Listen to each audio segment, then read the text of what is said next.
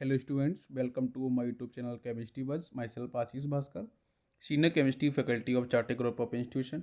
बच्चों आज हम लोग स्टार्ट करेंगे हाइड्रोजन के बारे में। ठीक है, तो एक हमारा ये चैप्टर हाइड्रोजन है, इस पे भी क्वेश्चंस बन जाते हैं। वैसे ही बेटा पीरियड टेबल के अंदर मैंने डिस्कस किया है, और बाकी जो आपके एस ब्लॉक है, पी ब्लॉक है, या फिर डीएनएफ में जहाँ पे आपके हाइड्रोजन कंपाउंड्स आए हैं वहाँ पे डिस्कस किया है मैंने। लेकिन इसके जो कुछ स्पेशल प्रॉपर्टी हैं, और यहाँ बच्चों H2O2 पैरोक्साइड को लेके क्वेश्चंस आपके बन जाते हैं, तो उसके ऊपर हम लोग यहाँ पे क्या करेंगे, इस चैप्टर को कवर कर लेते हैं, इसके की पॉइंट्स को। ठीक है, तो पहली चीज़ तो मैं ये बताऊंगा कि बच्चों हमारे नेचर के अंदर जो हाइड्रोजन है वो H2 के फेज में बच्चों क्या करता है, एग्जिस्ट करता है। ठीक है, स्टेबल रहता है।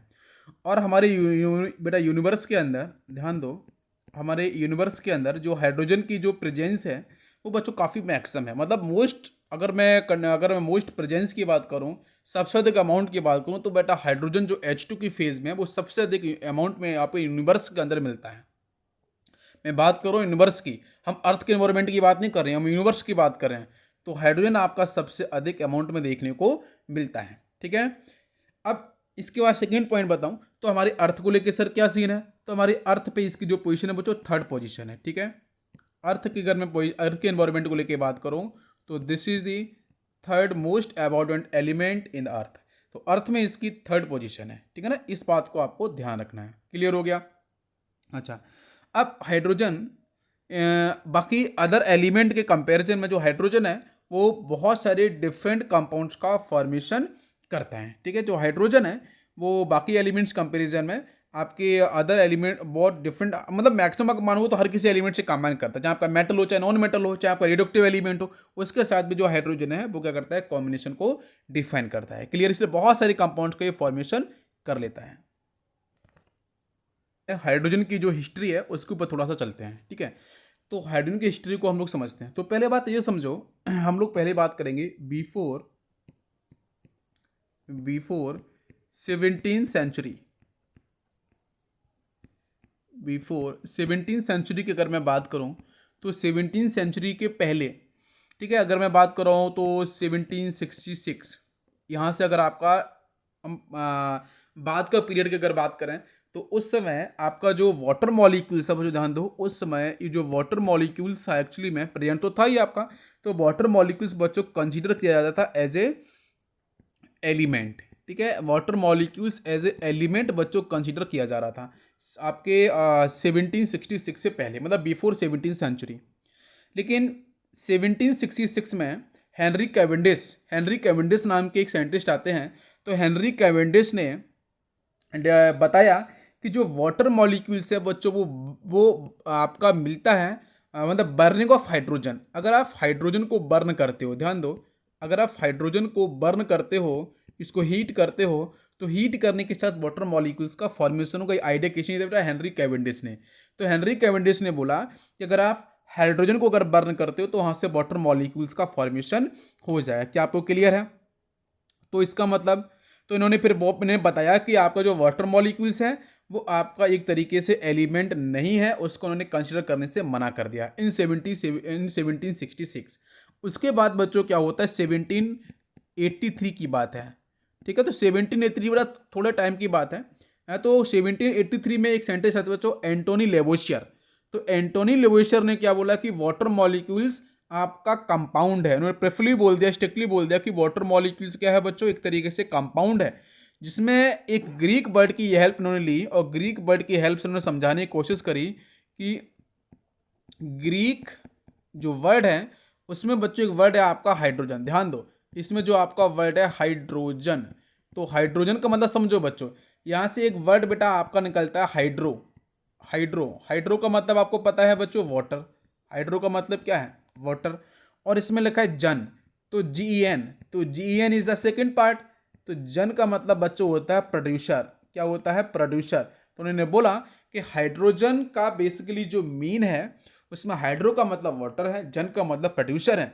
जो वाटर को प्रोड्यूस करता है उसका नाम क्या है? हाइड्रोजन है। तो उन्होंने बोला कि वाटर मॉलिक्यूल्स एक्चुअली में क्या है, आपका कंपाउंड है, आपका एलिमेंट नहीं है। इन्होंने इसके बारे में बता दिया। फिर उन्होंने क्या बोला कि अगर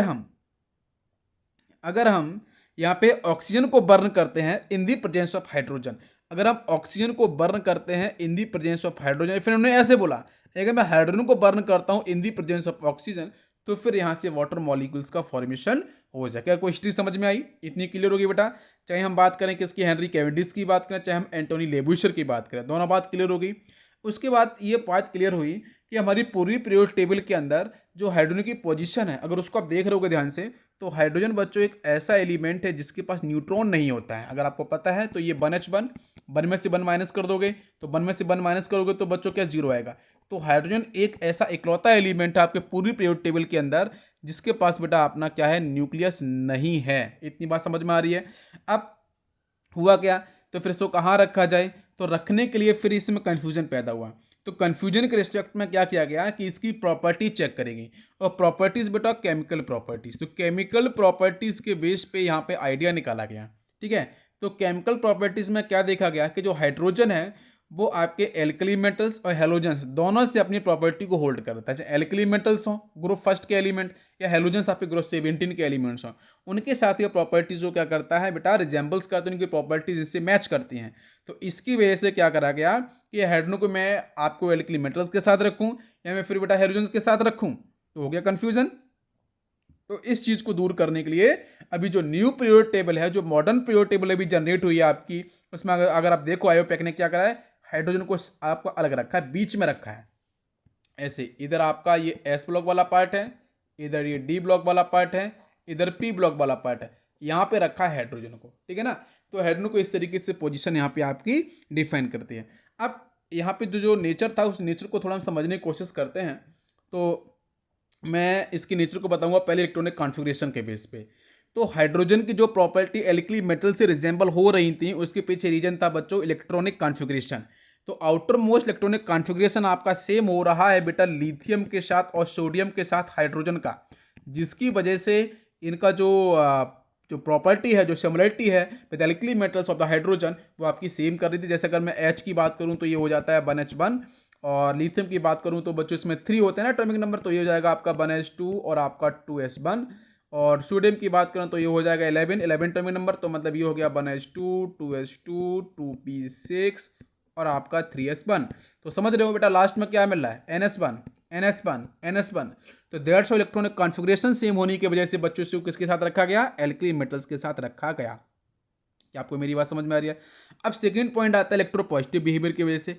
अब इलेक्ट्रोपॉजिटिव बिहेवियर का मतलब ये हो गया बच्चों कि यहाँ पे आपका अगर मैं सोडियम को बच्चों में आयोनाइज कराता हूँ, सोडियम अपनी स्टेबिलिटी +1 में शो करता है व्हेन रिलीजिंग द 1 इलेक्ट्रॉन्स। तो सेम जो प्रोसेस बेटा हाइड्रोजन, ये भी आपने 1 इलेक्ट्रॉन निकालने के साथ बेटा क्या करता है, H+ की फेज में जाके आपका यहाँ पे स्टेबिलिटी शो करता है। तो इसका मतलब ये हो गया कि जो आपका सोडियम मेटल है वो भी एक इलेक्ट्रॉन को आसानी से लूज कर रहा है, सोडियम आयन कैटायन का फॉर्मेशन कर रहा है। उसी तरीके से जो हाइड्रोजन है वो भी अपने इलेक्ट्रॉन्स को लूज कर रहा है और पॉजिटिव चार्ज गेन कर रहा है। इसका मतलब इलेक्ट्रोपॉजिटिव करेक्टर दोनों के पास कैसा, लगभग आपका अप्रॉक्सीमेटली कैसा है, सेम है। तो सेम इलेक्ट्रोपॉजिटिव करेक्टर की वजह से भी क्या रखा गया बेटा, एल्किल मेटल्स के साथ रखा गया। क्या आपको मेरी बात समझ में आ रही है? ठीक, इसके बाद नेक्स्ट पॉइंट की तरफ समझते हैं। अगर alkyl metals when combined with halogens like chlorine, तो बच्चों ये प्लस ये माइनस तो बनाया इसने NaCl। इसी तरीके से अगर मैं हाइड्रोजन को कंबाइन करता हूं H+ कंबाइन विद Cl-, तो यहाँ से बनता है HCl। तो कहीं ना कहीं आप देखो ये जो प्रॉपर्टीज हैं, जो कंपाउंड के फॉर्मेशन की प्रॉपर्टीज है, जो चार्ज को लेके हम बात कर रहे हैं, ऑक्सीडेशन नंबर को लेके बात कर रहे हैं, तो जो एल्कली मेटल्स के पास जो अगर आप डिसोसिएशन करते हैं NaCl का तो वहाँ से मिलता है Na+ और Cl-। तो सोडियम के पास +1 oxidation number as well as when you dissociate the hydrogen HCl, तो बेटा वहाँ से मिलेगा उसके पास भी क्या मिलेगा, आपको +1 चार्ज मिलेगा। तो इसका मतलब यहाँ पे कहीं ना कहीं ऑक्सीडेशन नंबर की जो बात करी जा रही है वो भी बच्चों क्या है, सेम है।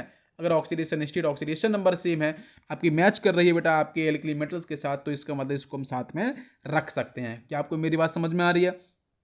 क्लियर है? अच्छा, अब इसी के साथ एक नेक्स्ट थ्योरी आपकी और क्रिएट होती है कि अगर मैं हेलोजेंस के साथ, ध्यान दो बच्चों, सॉरी, अगर मैं यहाँ पे ऑक्सीजन के साथ मैं बात कर रहा हूँ, अगर मैं ऑक्सीजन के साथ बच्चों एल्किल मेटल्स को कंबाइन कर रहा हूँ, जैसे आप सोडियम है, पोटेशियम है, आसानी से ऑक्सीजन से कंबाइन होते हैं, बनाते हैं बच्चों ऑक्साइड। अगर मैं सोडियम की बात करूँ तो बेटा सोडियम के 2 एटम्स आते हैं, एक सोडियम ये हो गया, दूसरा सोडियम ये हो गया, मैंने कंबाइंड विद ऑक्सीजन, तो यहाँ से बना लेता है Na2O। ये सब बेटा हम लोग पहले ही पढ़ चुके हैं। पोटेशियम की बात करें तो वो भी आपका K2O। ठीक है, इसी तरीके से आपको जो वाटर मॉलिक्यूल से बेटा वो भी बनाता है ना H2O।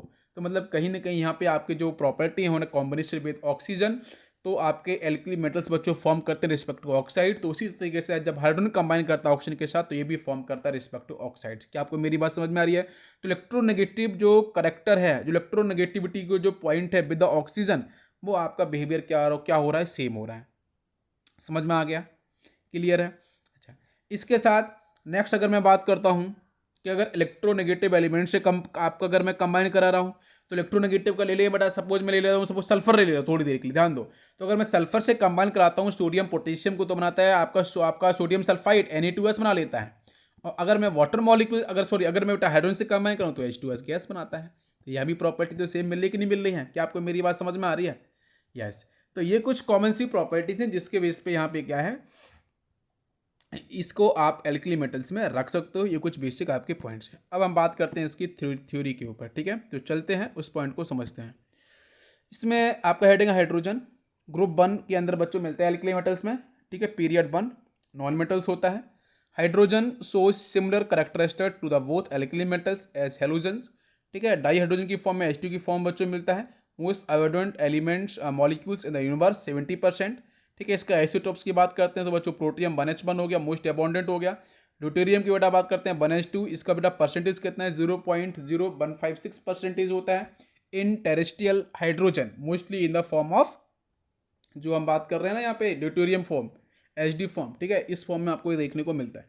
ट्रीटियम की बात करते हैं 1H3 हो गया। ये सबके सब आइसोट्रोपिक फॉर्म है। तो ये आपका रेडियो एक्टिव है, ओनली रेडियो एक्टिव जो आपके बीटा पार्टिकल्स का डिके करता है। ये भी क्वेश्चन पूछा, एज वेल इसका हाफ लाइफ भी पूछा गया है। तो इसका जो हाफ लाइफ होता है बच्चों वो 12.33 ईयर्स होता है, ठीक है? इतना आपका काफ़ी ज़्यादा है, इतना बटा इसका आपका हाफ लाइफ होता है। हाफ लाइफ का मतलब आधा फिनिश हो। मैं आपको सपोज 1 ग्राम दे दूँ तो 0.5 ग्राम होने में कितना टाइम लगेगा? तो बेटा कितना आंसर होगा? 12.33 ईयर्स होंगे। Now comes preparation. तो प्रिपरेशन की बात करते हैं तो प्रिपरेशन में जितनी भी रिएक्शंस आपको देखने को मिलेंगी सबकी सब आपकी पहले हो चुकी हैं, बस यहाँ पे मैं उसको आपको रिपीट करूंगा। तो पहला बेटा है कि ग्रेनुअल्ड जिंक, मतलब जिंक के पार्टिकल्स के साथ अगर आप लेके आए तो डाइल्यूट HCl, तो बताओ बच्चों आंसर क्या होगा?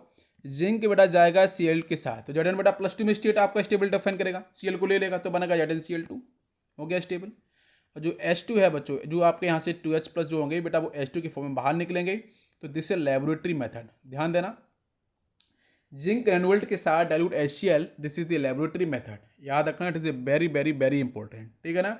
सेकेंड देखो बेटा, जिंक के साथ अगर मैं एक्वस एल्कलीज मतलब NaOH लेके आता हूँ तो याद करो जिंक के साथ बेटा एक्वस NaOH, याद है आपको क्या आंसर मिलता है? सोडियम जिंकेट Na2ZnO2, बाकी आपके हाइड्रोजन गैस।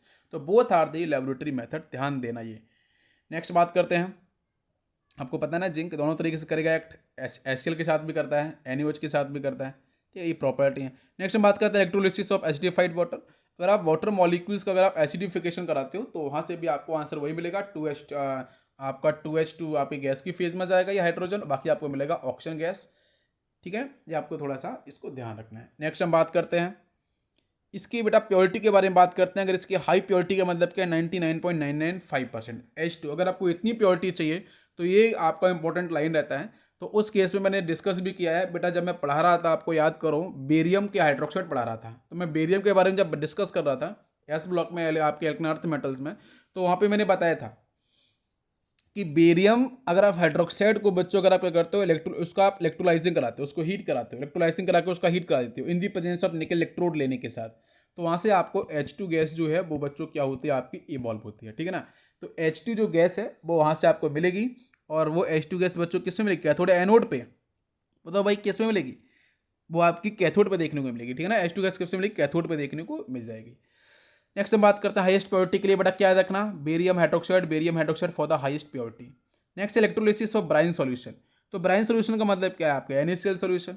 तो अगर NaCl सॉल्यूशन का अगर बच्चों में यहाँ पे इलेक्ट्रोलाइसिस कराता हूँ तो इस केस में सोडियम बच्चों लिबरेट होता है कैथोड पे, क्लोरीन निकलती है बच्चों एनोड पे। तो आपको पता नहीं इसका रिएक्शन कैसे होगा? रिएक्शन बच्चों अगर आपको पता है 2NaCl if it is aqueous, यहाँ से मिलेगा 2Na plus solid plus Cl2 बच्चों मिलेगी गैस, और यहाँ पे आपका ये जो बी करोगे इस तरीके से, इसमें एक आपका जो इधर का ले लेते हैं एनोड, ये वाला, ये आपका कैथोड होगा, ठीक है। और यहाँ से आपका जो होगा क्लोरीन गैस एनोड पे, और कैथोड बच्चों मिलेगा सोडियम मेटल। बाकी आपका ये जो पूरा का पूरा सॉल्यूशन किसका होगा, ब्राइन सॉल्यूशन, मतलब NaCl एक्वस होगा। ठीक है, ये आपका एनोड की तरफ पॉजिटिव पार्ट होगा, ये आपका नेगेटिव पार्ट। यहाँ पे इस तरीके से हम क्या करेंगे, बैटरी को अटैच करा देंगे। ठीक है ना, ये आपका पूरा का पूरा प्रोसेस यहाँ पे कंटिन्यू हो जाएगा। जैसे हम सेल को जैसे हम बैटरी को ऐड करेंगे, ऑन करेंगे, तो वैसे आपका प्रोसेस कंटिन्यू होगा। तो वहाँ पे आपको जो देखने को मिल जाएगा कि आपकी क्लोरीन गैस जाएगी बेटा एनोड पे, और आपकी जो सोडियम डिपॉजिट होगा आपके कैथोड के ऊपर। ठीक है ना, कैथोड आपका माइनस, एनोड आपका पॉजिटिव। ये बात क्लियर हो गई। ठीक है, तो वहाँ पे फिर क्या होता है कि जो 2 इलेक्ट्रॉन्स रिलीज होते हैं वो आपके वाटर मॉलिक्यूल से कंबाइन करते हैं, तो H2 बच्चों यहाँ से आपका रिलीज हो जाएगा, बाकी 2OH माइनस एक्वस में आपको मिल जाएगा। ठीक है, as a by product. Next है स्टीम ऑन हाइड्रोकार्बन या कोक के ऊपर हाई टेम्परेचर कैटलिस्ट की प्रेजेंस में, तो भी वहाँ पे आपको H2 गैस देखने को मिलती है। उन्हें बैलेंस करके लिखा है, वेरी वेरी इंपॉर्टेंट, ध्यान दो बच्चों। ये आपका हाइड्रोकार्बन है, CnH2n+2। ठीक है, ये हाइड्रोकार्बन बच्चों क्या है आपका, ये आपका सैचुरेटेड है। ठीक है, इसके साथ अगर मैं वाटर मॉलिक्यूल्स लेके आता हूँ, और वाटर मॉलिक्यूल्स बच्चों स्टीम है, अगर स्टीम को बच्चों में पास कराता हूँ हाई टेम्परेचर और कैटलिस्ट की प्रेजेंस में, कैटलिस्ट आपका निकल होगा, तो टेम्परेचर बच्चों रहता है 1270 केल्विन। तो यहाँ से आपका कार्बन मोनोऑक्साइड गैस रिलीज होगा n मोल्स, और 2n+1 मोल्स, ध्यान दो बच्चों, 2n+1 मोल आपकी H2 गैस होती है रिलीज। समझ में आ गया, यस, इसको ध्यान रखना। बाकी आप सेकंड रिएक्शन आप देख सकते हो, इसको हम लोग बोलते हैं वाटर गैस, याद होगा, water gas, synthesis gas, CN gas, मैंने आपको पढ़ाया था। ठीक है, इसके बाद नेक्स्ट पॉइंट की तरफ बात करते हैं, प्रिपरेशन ऑफ सिन गैस है ना, फ्रॉम कोल। तो इसको बेटा हम बोलते हैं coal gasification. This process is called coal gasification. इसमें क्या है, कार्बन आपका कोक है, सॉलिड की फेज में वाटर मॉलिक्यूल्स बच्चों यहाँ पे स्टीम की फेज में रहेगा, हाई टेम्परेचर रह रहा है, निकल की प्रेजेंस में है, तो बच्चों CO+ आपकी H2 यहाँ से इवॉल्व होगी, CO+H2 combination is called water gas. ठीक है, समझ में आ गया। उसको हम सिन गैस के नाम से भी कॉल करते हैं, सिंथेसिस गैस के नाम से भी कॉल करते हैं। अब इसकी प्रॉपर्टीज़ के बारे में बात करें, तो प्रॉपर्टीज़ में पहले फिजिकल प्रॉपर्टी, फिर केमिकल प्रॉपर्टीज़। फिजिकल प्रॉपर्टी की बात करेंगे तो बच्चों ये गैस कैसी होगी, सिन गैस, ये बच्चों कलरलेस होती है, odourless, tasteless, combustible and insoluble in water molecules and lighter than air. Chemical properties की बात करूँ तो बेटा hydrogen single bond hydrogen bond dissociation enthalpy is the highest for single bond between 2 atoms of any element. जो इनसे भी आपके बहुत जितने भी एलिमेंट हो जो सिंगली बॉन्डेड आपके अटैच्ड हैं, उन सब में सबसे ज़्यादा अगर आप डिसोसिएशन एंथैल्पी की बात करोगे तो वो कहाँ पे देखने को मिलेगी, वो बच्चों देखने को मिलेगी आपके डाई हाइड्रोजन के साथ, H2 के साथ आपको देखने को मिलेगी। ये बात क्लियर हो गई है। ठीक है, इसके बाद नेक्स्ट में बात करूंगा, can lose 1 electron to form H+आयन, gain 1 electron to form H- ion. ठीक है, to form covalent bond, covalent bond करते हैं फॉर्मेशन। नेक्स्ट में बात कर रहा हूँ यहाँ पे रिएक्शन विद हेलोजेंस। हेलोजेंस की बात करेंगे तो H2+X2 बच्चों यहाँ से 2x का फॉर्मेशन कर लेगा। Reaction with fluorine occurs even in dark, iodine के साथ चाहिए कैटलिस्ट, वो रिएक्टिविटी के सीक्वेंस होता है हेलोजन का, वो इसके ऊपर बात करते हैं। नेक्स्ट है आपका रिएक्शन विद ऑक्सीजन, तो वो आपके H2+ अगर मैं O2 करूंगा in the presence of catalyst, तो बच्चों water molecules, it is endothermic process, it is always endothermic process, tilt as positive. Reaction में H2 बात करेंगे, H2+N2 बेटा हैबर प्रोसेस याद करो, अमोनिया का फॉर्मेशन। टेम्परेचर बच्चों 673 केल्विन, इंपॉर्टेंट है। Pressure is 200 ATM। आयरन को आपका कैटलिस्ट होता है अमोनिया प्लस, आपके यहाँ पे ये भी आपका रहता है endothermic, sorry this is exothermic process. ठीक है ना, थोड़ा ध्यान देना, यहाँ पे आपकी एनर्जी रिलीज होती है। नेक्स्ट बात करते हैं रिएक्शन विद मेटल, तो बेटा मेटल से रिएक्शन करेगा तो क्या मेटल हाइड्राइड का फॉर्मेशन करेगा। ठीक है, गैसियस फेज में। Reaction with metal ion and metal oxide, तो H2 and react with palladium Pd+2, तो पैलेडियम का बच्चों रिएक्शन करेगा तो बेटा Pd+2 ये आपका एक्वस है, आपका सॉलिड में कन्वर्ट हो जाए इलेक्ट्रॉन्स को लेने के साथ, H2 बच्चों कन्वर्ट होगा 2H+ एक्वस के अंदर। इसका एक आप यहाँ पे रिएक्शन देख लो बच्चों, एक बैलेंसिंग रिएक्शन आ सकता है, by moles of H2 combine with, ये आपका यहाँ पे दे रखा है एक ऑक्साइड इस तरीके से सॉलिड। ठीक है, ये आपके मेटल का ही ऑक्साइड है, तो इससे बेटा कंबाइन करेगा तो आपका वाटर मॉलिक्यूल्स बन जाएगा, क्योंकि ये बेटा जो हाइड्रोजन है वो H2H+ की फॉर्म में जाएगा ना, जो हाइड्रोजन है वो तो 2H+ की फॉर्म में जाएगा, तो it means combined with oxygen, तो यहाँ से बन जाएगा आपका वाटर मॉलिक्यूल्स, बाकी आपको मिलेगा यहाँ पे आपका मेटल मिल जाएगा। समझ में आ गया। ठीक है, इसके बाद हम बात करेंगे reaction with organic compound. Organic compound की बात करते हैं तो यहाँ बच्चों बात करते हैं हाइड्रोजनेशन को लेके, तो hydrogenation of vegetable oils using nickel as a catalyst give edible fats. ठीक है, एक सेकंड थोड़ा पानी पीता हूँ फिर स्टार्ट करता हूँ। ओके, तो नेक्स्ट बच्चों हम बात करेंगे यहाँ पे जब हम बात करते हैं रिएक्शन विद ऑर्गेनिक कंपाउंड तो यहाँ पे लेते हैं हाइड्रोजनेशन, ठीक है। हाइड्रोजनेशन का मतलब बेसिकली क्या है, addition of hydrogen of vegetable. बेटा वेजिटेबल ऑयल्स बच्चों कैसे रहेंगे आपके, अनसैचुरेटेड, मतलब डबली बॉन्डेड या ट्रिपली बॉन्डेड, ठीक है। तो in the presence of nickel catalyst अगर बेटा हम यूज करेंगे तो वहाँ से आपको एडेबल फेट्स देखने को मिलेंगे, मतलब जो खाने के लिए। तो इसमें हाइड्रोफॉर्माइलेशन हाइड्रोफॉर्मेशन मतलब क्या है, H2+ CO का addition of olefin yields aldehydes which further undergo reduction to give alcohols। तो सबसे पहले क्या होगा, CO+H2 कॉम्बिनेशन होगा इसके साथ, तो बच्चों यहाँ से बनेगा आपका एल्डिहाइड, ठीक है। तो यहाँ से बनेगा आपका एल्डिहाइड। इसमें क्या होगा, C डबल बॉन्ड होगा, इसके पास ये पाई ऊपर शिफ्ट करेगा, ये माइनस में आएगा, यहाँ पे पॉजिटिव पार्ट आ जाएगा। अभी क्वेश्चन क्या है, हाइड्रोजन का एडिशन आपका कहाँ पे होगा।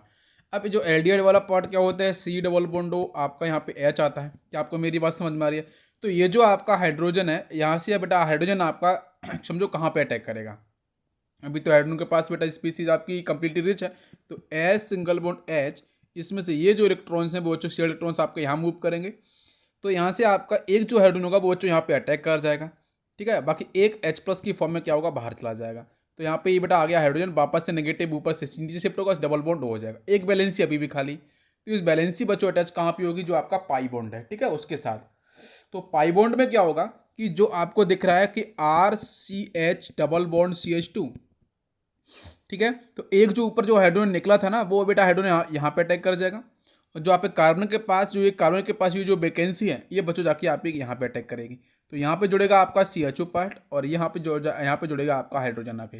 तो देखो यहाँ से क्या होगा कि आपका जो गिवन था CO पार्ट, CO और हाइड्रोजन, बेटा वो CHO में कन्वर्ट हो गया। तो यहाँ से बन गया आपका एल्डिहाइड वाला पार्ट, ठीक है। एल्डिहाइड बेटा फर्दर रिडक्शन करेगा तो बनाएगा आपका एल्कोहल, ठीक है। ये प्रोसेस को थोड़ा सा आपको समझ के रखना है। नेक्स्ट यूज ऑफ हाइड्रोजन की बात कर लेते हैं, ठीक है। तो यूज ऑफ हाइड्रोजन के बारे में अगर हम डिस्कस कर रहे हैं, ठीक है, इसमें पहला पार्ट है सिंथेसिस ऑफ अमोनिया, अमोनिया के फॉर्मेशन के लिए। नेक्स्ट है मैन्युफैक्चर ऑफ वनस्पति फैट, बिल्कुल सही। नेक्स्ट है manufacture of organic compound particularly methanol, जो हम लोगों ने अभी बात करी है।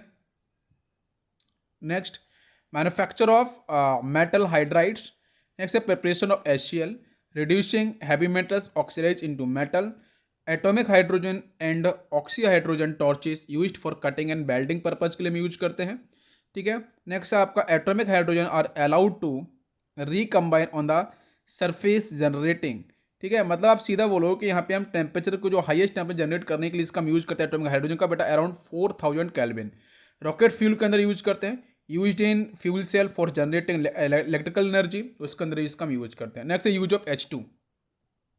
यूज ऑफ H2 की बात करें तो बेटा यहाँ पे जो भी आपके फैट ऑर्गेनोमेटलिक पाइप्स हैं, उनके अंदर जो हम वेल्डिंग करने के लिए या फिर हम rocket fuel tank lifted by the hydraulic but electricity, यहाँ पे इलेक्ट्रिसिटी रिएक्शंस कम्स आउट। तो बेसिक समझो जो यूज की हम जो H2 के यूज की बात कर रहे हैं, वो H2 का जो यूज है वो हम रॉकेट फ्यूल के अंदर भी यूज कर रहे हैं, उसके यहाँ पे प्रॉपर पार्ट लिखा हुआ है। उसके H2 ऐसा नहीं है बच्चों, H2 हम फ्यूल के तरीके से यूज तो करते हैं, उसके साथ साथ इसके मल्टीपल यूज है। मतलब अगर आप देख पा रहे हो तो हम जो फ्यूल सेल है, हम फ्यूल सेल H2+O2 से इलेक्ट्रोकेमिस्ट्री में पढ़ी हम लोगों ने, वहाँ पे हम लोग H2 का यूज कर रहे थे, O2 का यूज कर रहे थे in the presence of KOS solution, aqueous KOS solution. तो वहाँ से हम लोगों ने इलेक्ट्रिकल एनर्जी प्रोड्यूस करी थी, ठीक है। तो वही यहाँ पे सारे के सारे पार्ट आपके लिखे हुए हैं। इसके बाद हम बात करेंगे हाइड्राइड्स के ऊपर। तो हाइड्राइड बच्चों क्या है, ये मिलता है EHX टाइप। ई आपका यहाँ पे मेटल है, तो आपको मेटल बच्चों MX+ जाएगा, और ये हो जाएगा आपका XH-। इसमें अगर मैं रिएक्शन की बात कर रहा हूँ तो देखो बच्चों क्लासिफिकेशन की बात पहले कर लेते हैं। तो जो आपके हाइड्राइड्स हैं बेसिकली आर ऑफ 3 टाइप्स। पहला आता है आयोनिक बोलते हैं, सैलाइन बोलो, या फिर आप बोलो यहाँ पे आपकी सॉल्ट लाइक हाइड्राइड, ठीक है। सॉल्ट लाइक बोलो, सैलाइन बोलो, आयोनिक बात एक ही है। नेक्स्ट ये आपका सेकंड कोवलेंट या मॉलिक्यूलर हाइड्राइड। थर्ड है आपका मेटेलिक या फिर नॉन स्टोइचोमेट्रिक हाइड्राइड, ठीक है। सॉलिड स्टेट के अंदर मैं बताऊंगा नॉन स्टोइचोमेट्रिक क्या होता है, ठीक। चलो जब हम पढ़ेंगे ना इम्परफेक्शन ऑफ सॉलिड्स तो वहाँ पे देखने को मिलेगा। नेक्स्ट हम बात करेंगे आयोनिक एंड सैलाइन हाइड्राइड्स के बारे में। जैसा नाम बच्चों आयनिक मतलब आयंस आपको मिलेंगे। आयंस मिलने के लिए बच्चों क्या चाहिए, इलेक्ट्रोनेगेटिव डिफरेंस चाहिए। तो कहीं ना कहीं आपके एस ब्लॉक के एलिमेंट आपके आने वाले हैं। तो देखो जो सैलाइन हाइड्राइड्स होते हैं वो स्टोइचोमेट्रिक कंपाउंड के फॉर्मेशन से होते हैं। मतलब stoichiometric compounds with high electropositive elements combine करेंगे तो यहाँ से आपका फॉर्म होगा। हाई इलेक्ट्रोपॉजिटिव कहाँ मिलते हैं? एस ब्लॉक के अंदर। तो generally ionic but covalent character found in light metal hydride. Next बच्चों BH2 MgH2 ये सब आपके पॉलीमरिक फेज में मिलते हैं, ठीक है। इनकी प्रॉपर्टी रहती है because of high charge density. Next आपके ionic bonds are crystalline, non volatile होते हैं and non conductivity in solid state.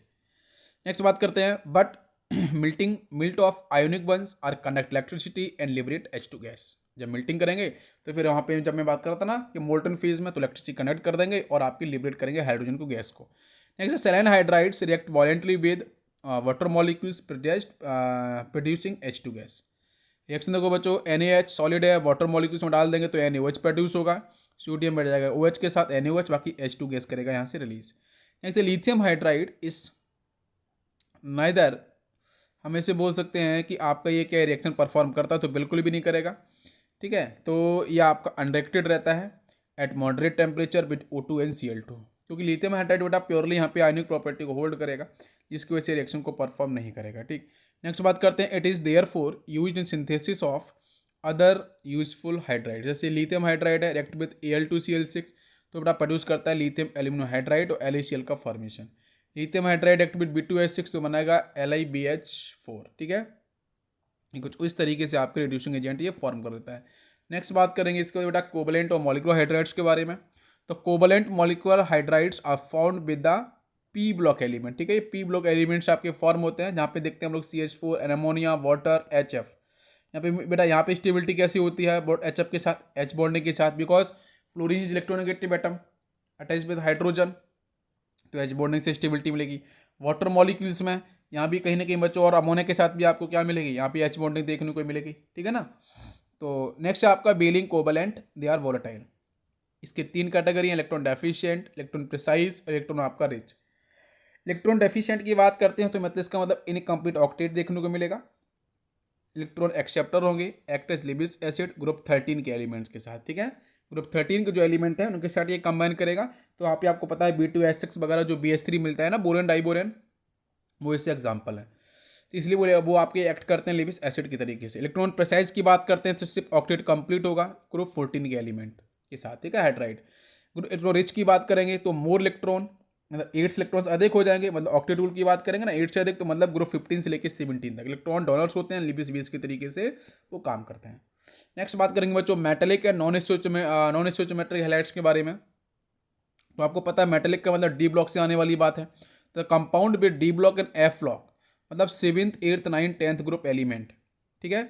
ये आपके यहाँ पे पार्टिसिपेट नहीं करने वाले हैं, बाकी आपके जो ग्रुप में पार्टिसिपेट करते हैं, ठीक है। DNF ब्लॉक की बात करें, from 6 group only chromium form CrH, ध्यान देना इंपॉर्टेंट है क्रोमियम के साथ।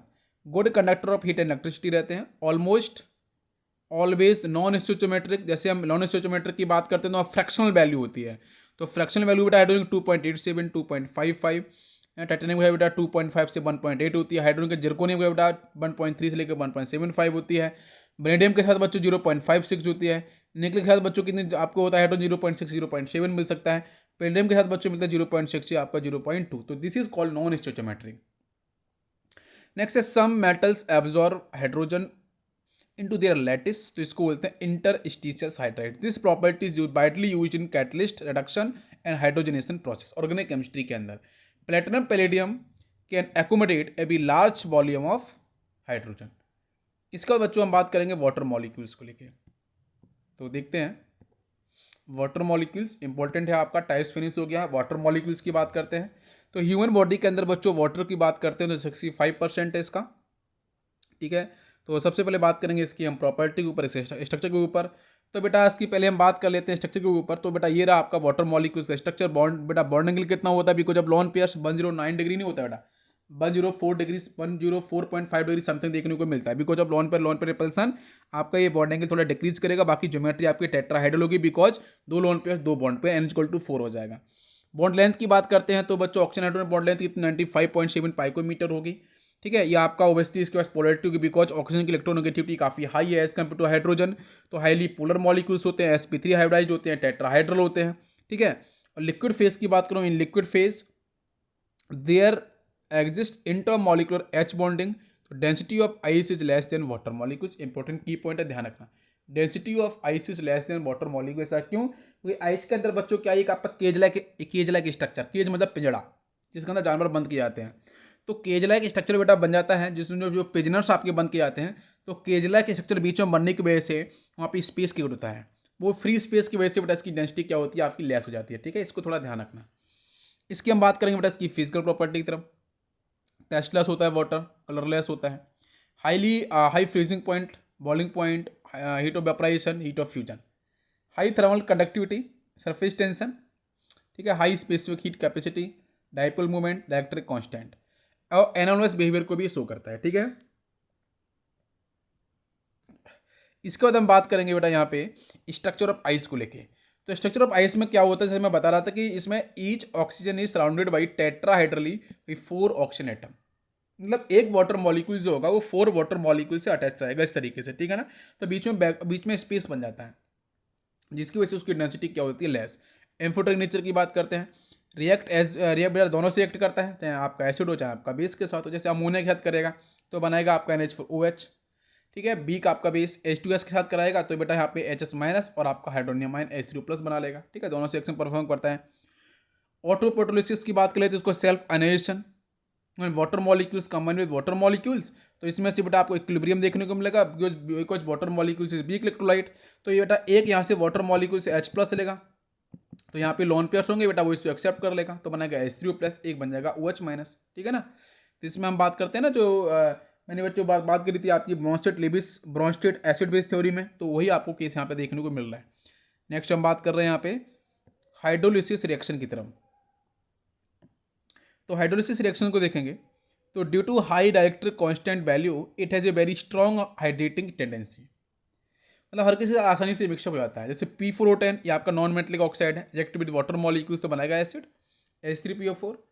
SiCl4 वाटर मॉलिक्यूल बिटाएगा तो क्या बनाएगा, SiO2 बना लेगा, बाकी 4HCl बाहर निकाल देगा। नेक्स्ट है आपका N-3 react with water molecules, तो आपको पता है अमोनिया बनाएगा। ठीक है, और बाकी OH- आपका बाहर निकाल देगा। नेक्स्ट बच्चों बात करेंगे आपके रेडॉक्स को लेके। तो redox involving water molecules is easily reduce to H2, है ना, in the presence of highly electropositive metal. जैसे सोडियम के साथ बच्चों अगर वाटर मॉलिक्यूल्स आएगा तो यहाँ पे आपका रिडक्शन हो जाएगा, तो बेटा H2 रिलीज करेगा, बाकी NaOH का फॉर्मेशन। नेक्स्ट है आपका oxidise to O2 during photosynthesis with fluorine. तो अगर F2 के साथ आएगा, नॉन मेटल्स के साथ आएगा, तो बच्चों यहाँ से फ्लोरीन चेंज होगा F- के अंदर, और वाटर मॉलिक्यूल के जो H+ बच्चों जाएगा 4H+ के अंदर, बाकी O2 गैस करेगा यहाँ से रिलीज। नेक्स्ट हम बात करते हैं hydrates formation from aqueous solution. Many salts can be crystallises and hydrated salt आपके फॉर्मेशन। जैसे हम बात करते हैं कोऑर्डिनेटेड कंपाउंड्स के बारे में बात करते हैं, कोऑर्डिनेशन कंपाउंड जहाँ पे कोऑर्डिनेटेड वाटर मिलता है इस तरीके से। ठीक है ना, कोऑर्डिनेशन स्प्रे के अंदर वाटर मॉलिक्यूल्स, क्योंकि वाटर मॉलिक्यूल्स ही बच्चों लिगेंड के तरीके से एक्ट करता है ना। Interstitial water molecules, this is interstitial water molecules.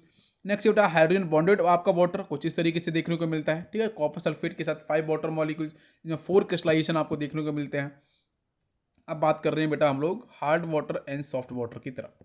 ठीक है, तो देखते हैं यहाँ पे सबसे पहले हम लोग बच्चों हार्ड वाटर को। ठीक है, तो हार्ड वाटर में क्या है, क्या क्या आपको देखने को मिलता है, कौन से वाटर को हम लोग हार्ड वाटर बोलेंगे। तो भाई ऐसे वाटर मॉलिक्यूल्स जहाँ पे आपको वाटर मॉलिक्यूल्स के साथ बच्चों मिलता है बाइकार्बोनेट, क्लोराइड एंड सल्फेट। अगर ये एनाइन मिलते हैं वाटर मॉलिक्यूल्स के साथ तो उसको बोलते हैं हम लोग हार्ड वाटर। समझ में आ रहा है। नेक्स्ट हम बात करेंगे ये आपके लेदर का फॉर्म, मतलब झाग जो हम करते हैं ना, झाग जो फॉर्म होता है, तो वो मतलब एक तरीके से स्कम हो गया, या आपके जो मतलब जो फॉर्मेशन ऑफ स्कम हो गया, या सॉप का आपका जो प्रेसिपिटेट हो गया साबुन का, है ना, तो वो यहाँ पे आपकी फॉर्मेशन नहीं करता है अगर हार्ड वाटर होगा। ठीक है, तो सोप कंटेनिंग सोडियम स्ट्रेट बेटा क्या formula C17H35COONA react with hard water to precipitate out calcium and magnesium stearate. तो कैल्शियम और मैग्नीशियम स्टेट की फॉर्म में क्या होगा बेटा, PPT के बाहर निकल के जाए। रिएक्शन देखो ध्यान से, ये आपका क्या है C17H35COONA है। ठीक है ना, ये आपका सोप है, सोप के पास ये प्रेजेंट है सोडियम स्ट्रेट। अब बेटा सोडियम स्ट्रेट जब रिएक्ट करेगा आपके हार्ड वाटर, तो हार्ड वाटर में क्या प्रेजेंट है समझो। हार्ड वाटर में आपके यहाँ पे कैल्शियम और मैग्नीशियम के आपके क्या है, बाइकार्बोनेट्स हैं, सल्फेट्स हैं, क्लोराइड्स हैं। तो बेटा मेटल जो होगा ना वो भी रिएक्ट करेगा इसके साथ, तो क्या बनाएगा, ये देखो C17S35C00 ये आपके पीपीटी फॉर्म नीचे चला जाएगा, 2 सोडियम प्लस आयन मिलेगा। और एम यहाँ पे क्या हो सकता है, कैल्शियम मैग्नीशियम हो सकता है। क्या आपको मेरी बात समझ में आ रही है? तो फिर यहाँ पे जो सोप है इन सॉफ्ट वाटर, क्या उसने अपना क्लीनिंग एक्शन परफॉर्म किया? तो नहीं किया, क्योंकि जो भी पार्ट क्लीनिंग एक्शन वाला था वो तो परफॉर्म हुआ ही नहीं ना, वो तो पीपीटी के फॉर्म नीचे इकट्ठा हो गया। तो इसलिए बेटा हार्ड वाटर में क्या होता है कि आपका जो सोप है वो आसानी से एक्ट नहीं कर पाता है, अपने क्लीनिंग एक्शन को परफॉर्म नहीं कर पाता है। समझ में आ गया? क्लासिफिकेशन की बात करते हैं, temporary hardness and permanent hardness. तो अब इसमें एक बात और है उसको भी बात करेंगे। सॉफ्ट वाटर भी क्या होता है वो देख लो। सॉफ्ट वाटर बेटा बेसिकली क्या मतलब, सॉफ्ट वाटर में basically pure form minerals and readily form lather with soft, तो लेदर फॉर्म कर लेगा वो आपका सॉफ्ट वाटर में आ जाएगा। ठीक है, बाकी इसमें आपको होता क्या वो समझ लो। इसमें आपको बाइकार्बोनेट्स वगैरह है ना, वो तो आपको देखने को नहीं मिलते हैं, ठीक है, सॉफ्ट वाटर के अंदर। लेकिन इसमें कुछ आपके जो प्रॉपर्टी है जिसके बेस पे हम लोग क्या करते हैं, परमानेंट हार्डनेस और टेम्पररी हार्डनेस को रिमूव कर सकते हैं। ठीक है तो परमानेंट हार्डनेस जो आती है because of calcium and magnesium ion आती है, मतलब क्लोराइड होगा या सल्फेट होगा। ठीक है, कैन बी रिमूव्ड बाई, किससे हम कर सकते हैं रिमूव? तो इधर रिमूव करने के लिए हम लोग वॉशिंग सोडा का यूज कर सकते हैं। तो वॉशिंग सोडा का बेटा Na2CO3, मैं फिर से रिपीट कर रहा हूँ। आप परमानेंट हार्डनेस को निकालना है वाटर मॉलिक्यूल से, तो आप क्या यूज, देखो परमानेंट हार्डनेस क्यों आ रही है, because of chlorides and sulphate ion, because chloride and sulphate ion और मैग्नीशियम एंड कैल्शियम। तो वहाँ पे आप यूज कर दो वॉशिंग सोडा यूज कर दो Na2CO3। तो ये बेटा है कन्वर्ट दिस सॉल्युबल सॉल्ट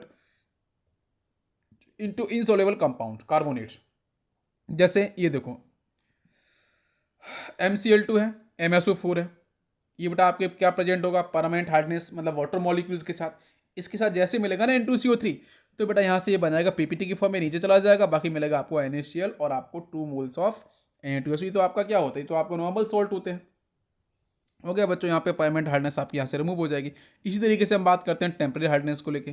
तो टेम्पररी हार्डनेस आती है बेटा आप कैल्शियम मैग्नीशियम के आपके बाइकार्बोनेट आयन की वजह से। इसको हम रिमूव कर सकते हैं बच्चों बॉइलिंग से। देखो परमानेंट हार्डनेस को कैसे रिमूव कर सकते हैं, बॉइलिंग से, क्लार्क मेथड से कर सकते हैं। ठीक है, और परमानेंट हार्डनेस की बात करें तो उसको हम वॉशिंग सोडा से रिमूव कर सकते हैं, कैलगोन मेथड से भी हम रिमूव कर सकते हैं। तो लेकिन जो आपके सॉफ्ट वाटर में अगर मैं बात करूँ टेम्पररी हार्डनेस को रिमूव करने के लिए, तो बेटा हम बॉइलिंग करते हैं, सिंपल बॉइलिंग कर दो।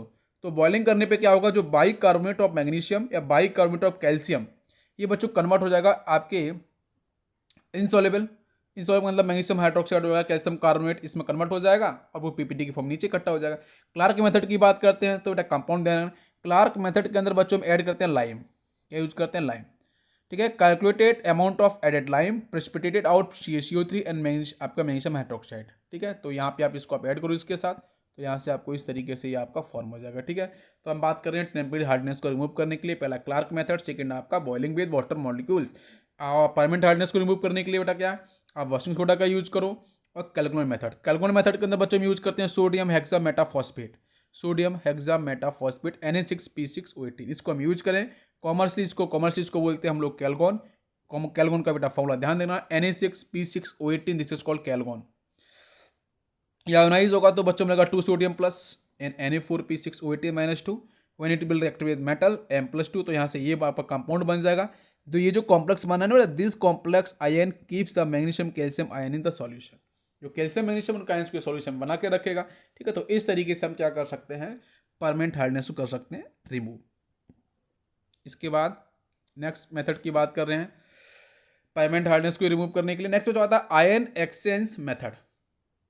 तो आयन एक्सचेंज मेथड के अंदर बच्चों हम क्या करते हैं, this method is also known as zeolite या परम्यूटेट मेथड।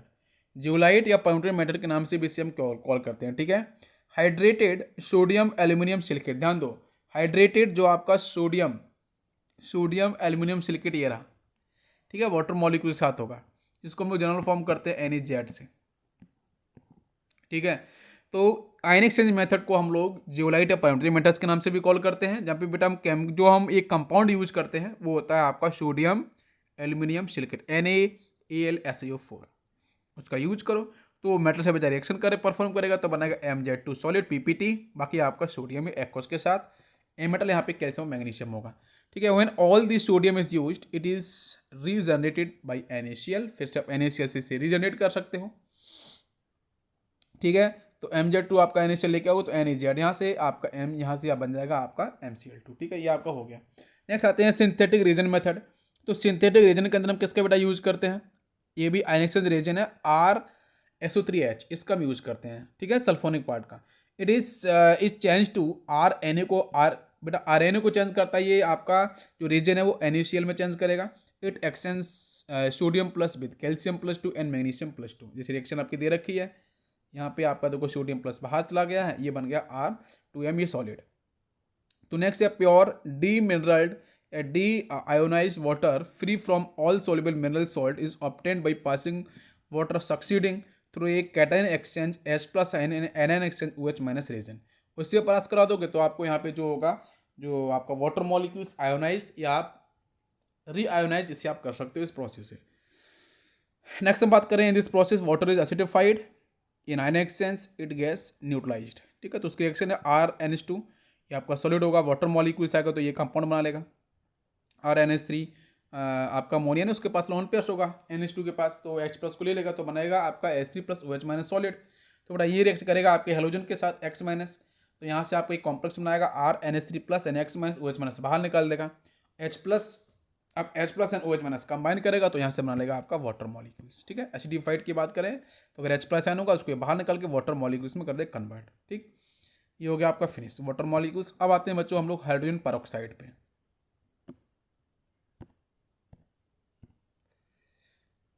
ओके, नेक्स्ट बच्चों हम बात करेंगे हाइड्रोजन पेरोक्साइड H2O2 के बारे में, ठीक है। यहाँ बच्चों आपको मिलता है -1 ऑक्सीडेशन नंबर, पेरोक्सी लिंकेज। पहले बात करेंगे प्रिपरेशन के बारे में, तो प्रिपरेशन देख लो बच्चों। एसिडिफाइड बेरियम पेरोक्साइड, ठीक है, acidified barium peroxide and removing water from evaporation undergoes आपका ये प्रिपरेशन। इसका प्रिपरेशन कैसे होगा देखो, BaO2.8 वाटर मॉलिक्यूल से सॉलिड होता है, ठीक है। आपकी क्रिस्टलाइजेशन 8 वाटर मॉलिक्यूल्स के, इट इज एसिडिफाइड, तो मतलब H2SO4 हम ले लेते हैं। तो यहाँ से देखो रिएक्शन क्या होगी, तो बेरियम जाएगा बच्चों सल्फेट के साथ तो बना लेगा BaSO4 सॉलिड, है ना, PPT की फॉर्म चला जाएगा। बाकी बेटा यहाँ से क्या होगा, H2 यहाँ से, O2 यहाँ से, है ना, बेरियम से तो आपका H2O2 फॉर्मेशन। बाकी आपको वाटर मॉलिक्यूल्स मिल जाएगा बाहर, 8 वाटर मॉलिक्यूल्स बाहर, तो हो गया फॉर्मेशन, सिंपल सा, बहुत ही सिंपल सा। मैं फिर से रिपीट करूँ, बेरियम पेरोक्साइड को एसिडिफाइड कराना है, इवेपोरेशन करा देना, आंसर आपको मिल जाएगा, ठीक। बहुत ही सिंपल सा प्रोसेस है। नेक्स्ट हम बात करते हैं, ध्यान देते हैं जो हम D2O2 की बात करते हैं, ठीक है, हैवी जो आपके हैवी वाटर्स में आते हैं उनकी हम बात कर रहे हैं, तो उनको लेके हम यहाँ पे प्योरीफिकेशन को लेके भी यूज करते हैं। वो ये देखेंगे इसके नेक्स्ट प्रोसेस को, कि पर oxo disulphate obtained by electrolytic oxidation of acidified sulphate at high current density, ठीक है, और हाइड्रोलिसिस। जैसे HSO4-1 है, इसका एक्वस है, तो अगर मैं करंट इलेक्ट्रिक सप्लाई करूंगा तो यहाँ से ये वाला कंपाउंड आपका फॉर्म हो जाएगा। फिर यहाँ पे मैं हाइड्रोलिसिस कराऊंगा तो यहाँ से HSO4-1 एक्वस 2H+ और H2O2 का फॉर्मेशन। बट ये लीस्ट इंपॉर्टेंट है। ये नेक्स्ट रिएक्शन है K2H2O3 + D2O, तो यहाँ से आपका D2O2 बाहर निकाल देगा, KDSO4 बना लेगा, ये भी लीस्ट इंपॉर्टेंट है। नेक्स्ट इंडस्ट्री बनाना है, तो इसमें हम कराते हैं ऑटो ऑक्सीडेशन ऑफ 2 एल्काइल, ठीक है, एंथ्राकोनॉल्स के साथ। तो ये 2 एथाइल एंथ्राकोनॉल को हम यूज करेंगे oxidation in the presence of air, तो बच्चों H2O2 का फॉर्मेशन होगा, ऑक्सीडाइज प्रोडक्ट मिलेंगे। और H2O अगर बेटा आपने पैलेडियम यूज कर दो फिर से आपको मिलेगा 2 इथाइल आपका एंथ्रेक्विनोल। तो ये थोड़ा सा ध्यान रखना है H2O2 की प्रॉपर्टी में। तो फर्स्ट जो रिएक्शन था ये इंपॉर्टेंट है, this reaction is very very important. बाकी नीचे का इंपॉर्टेंट नहीं है, उसको ध्यान इतना नहीं रखना, तो कोई दिक्कत है नहीं आपको, ठीक है। लास्ट सेक्शन को थोड़ा ध्यान रखना है, इंडस्ट्रियली स्ट्रक्चर बेटा आपका ये रहा है ना, half book open like structure. यहाँ पे गैसेस फेज का है, या आपके सॉलिड फेज का है, बस बॉन्डिंग एंगल में चेंज आएगा। बॉन्डिंग एंगल बच्चों यहाँ पे कितना, गैसेस फेज में 111.5 डिग्री, सॉलिड फेज में होगा आपका 90.2 डिग्री। फिजिकल प्रॉपर्टी की बात कर लेते हैं, कलर्ड होता है, कलर बेटा कलरलेस, कलरलेस का मतलब बेटा बेरी ब्लू भी हम बोलते हैं कलरलेस में। H2O2 की बात करें फॉर्म है हाइड्राइड्स, तो आपको H2O2 डॉट वाटर मॉलिक्यूल्स मिलेगा। इसमें जब हम बात करते हैं ना, जब परसेंटेज को लेकर H2O2 परसेंटेज को लेकर बात करते हैं, 30% solution is marked as 100 volume. H2O2 का अगर आपका H2O2 कॉन्सेंट्रेशन अगर आपका 30% होता है किसी भी सॉल्यूशन के अंदर, तो उस केस में बच्चों या किसी भी सॉल्वेंट के अंदर, तो बेटा उसको बोलते हैं 100 वॉल्यूम, ठीक है। ये थोड़ा आपको ध्यान रखना है। नेक्स्ट बात करते हैं हम लोग यहाँ पे केमिकल प्रॉपर्टीज को लेके, तो ये दोनों तरीके से बच्चों एक्ट करता है, oxidising as well reducing agent की तरीके से। Oxidising in acidic medium Fe+2 को चेंज करेगा Fe+3 के अंदर, ठीक है। रिएक्शन आपको पता है, PbS को बेटा PbSO4 में चेंज कर देगा। नेक्स्ट है आपका रिड्यूसिंग इन एसिडिक मीडियम, तो रिड्यूसिंग के लिए बेटा MnO4- में उनको चेंज करेगा Mn+2 के अंदर। HOCl है बेटा, इसको आपका यहाँ से आपको दे रखा है रिएक्शन HCl प्लस 1 सेकेंड, यहाँ पे पहले MnO2 में चेंज कर देगा, ठीक है। फिर MnO2 के साथ अगर फिर से रिएक्शन परफॉर्म कराएगा, है ना, तो एसिडिक एसिड के साथ तो यहाँ से Mn+4 में भी चेंज करता है, ठीक है ना। इसको ध्यान रखना, Mn+2 Mn+4 में चला जाता है, ठीक है। नेक्स्ट हम बात कर रहे हैं ऑक्सीडाइजिंग इन बेसिक मीडियम। तो Fe+2 H2O2 के साथ क्या करेगा, Fe+3 में चेंज करेगा, OH- रिलीज करेगा। Mn+2 देन आपका यहाँ पे लिखा है H2O2 तो Mn+4 बन जाएगा। Reducing in basic nature I- को सॉरी I2 को I- में चेंज करेगा, MnO4- को MnO3 में चेंज करेगा, ठीक है ना। तो ये रिएक्शंस हैं, थोड़ी इसको आप देख लेना एक बार। स्टोरेज की बात करते हैं तो decompose slowly in the presence of sunlight, sunlight के प्रेजेंस में डिकम्पोज करता है, क्योंकि ऑक्सीडाइजिंग एजेंट तरीके से काम करता है, तो water molecules plus O2 release कर देगा। इन प्रेजेंस ऑफ मेटल और traces of alkalis the above reaction is catalysed, ठीक है। It is stored in wax lined glass. तो जो बैक्स लाइंड ग्लास होते हैं, बैक्स का मतलब मोम, उसके अंदर यहाँ पर प्लास्टिक के बेसल्स होते हैं, फिर डार्क में वहाँ पे इसको रखते हैं, ठीक है। Next urea can be added in the stabiliser, urea use करते हैं स्टेबलाइजर के तरीके से। Kept away from the dust, ठीक है, इज कॉजेज एक्सप्लोजन डिकम्पोजिशन, ठीक है। डिकम्पोजिशन ना हो इसका एक्सप्लोजन, तो उसको इसके बचा के क्या करते हैं हम, यूरिया इसमें ऐड कर देते हैं, जो स्टेबलाइजर। यूज़ की बात करते हैं, हेयर जो डाई वगैरह होती है ना, उसमें यूज़ करते हैं। हेयर जो ब्लीच करते हैं उसके लिए माइल्ड डिसइंफेक्टेंट हो गया, ठीक है, एंटीसेप्टिक। नेक्स्ट हम बात करते हैं मैन्युफैक्चर केमिकल, सोडियम परबोरेट हो गया, पर कार्बोनेट्स हो गए, डिटर्जेंट वगैरह, ठीक है। और आपके हाइड्रोक्विनोल अभी पढ़ा था मैंने, टार्ट्रिक एसिड हो गया, ठीक है। इन सब के अंदर हम इसका यूज करते हैं। ब्लीचिंग एजेंट, है ना, टेक्सटाइल इंडस्ट्री के अंदर पेपर पल्प, लेदर वगैरह, कलरेशन के लिए भी, डीकलराइज करने के लिए। इन पॉल्यूशन कंट्रोल, इंडस्ट्रियल, है ना, इंडस्ट्रियल इन्फ्लुएंस हो गया, उसमें यूज करते हैं। ऑक्सीडेशन ऑफ साइनाइड्स हो गया, ठीक है। रिस्टोरेशन ऑफ एरोबिक कंडीशंस, ठीक है, 2CBs, उसके लिए भी यूज़ करते हैं। हैवी वाटर बेटा D2O बेटा यूज़ करते हैं हम लोग, ध्यान दो, मॉडरेटर की तरीके से यूज़ करते हैं। न्यूक्लियर रिएक्टर, ठीक है, used in preparation of other आपके ड्यूटेरियम। नेक्स्ट है आपके prepared by exhaustive electrolysis of water and by product of some other fertiliser industry के, जैसे CaC2 + G2O, तो आपका ये प्रोडक्ट बन जाएगा। रिएक्शन को ध्यान रखना, SO2 + G2O तो D2SO4 बन जाएगा। Al4C3D2 आ जाएगा, तो आपका CD4 आपका AlOH बन जाएगा। और जो आपका हाइड्रोजन है उसको एज ए फ्यूल भी क्या करते हैं, यूज करते हैं। क्लियर है पॉइंट। तो चैप्टर के जो की पॉइंट्स हैं, जो इंपॉर्टेंट पॉइंट है, क्वेश्चन बन सकते हैं, वो आपके यहाँ पे होते हैं फिनिश। बाकी हम लोग नेक्स्ट लेक्चर जब भी आपको करेंगे तो वहाँ पे कुछ नया आपको देखने को मिलेगा। Thank you, thanks for watching.